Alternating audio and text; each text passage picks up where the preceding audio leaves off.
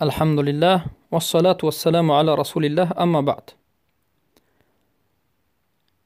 برادر سوال نمودند که آیا مد کشیدن در اذان، یعنی اذان را به نهایت طولانی کردن و صدا را لرزانیدن در اذان جایز هست یا نیست؟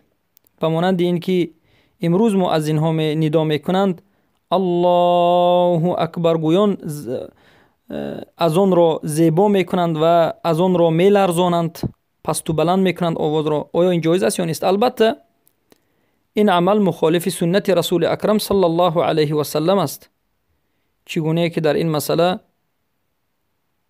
علمای اهل سنت و جماعت صحبت کردند. زیرا رسول اکرم صلی الله علیه و سلم به بلال رضی الله عنه و ابو محذوره از آن را تعلیم دادند، اما این گونه نبود. از آن نداش عادی بود، یعنی البته الله اکبر گویان ندا میکردند، اما در این حالت آواز خود را مثل موسیقی پست و بلند و زیبا و نمی لرزانیدند.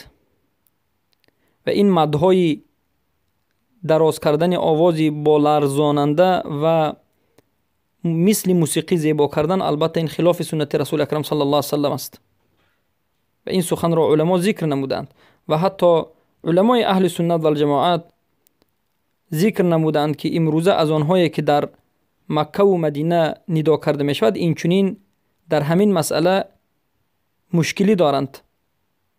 نداهایشان موافق ندای سنت رسول اکرم صلی الله علیه و سلم نیست. پس باید در حالت ندای از آن انسان نباید از آن را مثل موسیقی زیبا بکند، بلکه یک رنگ و موافق سنت رسول اکرم صلی الله علیه و سلم باید ندا بکند. بارک الله فیکم.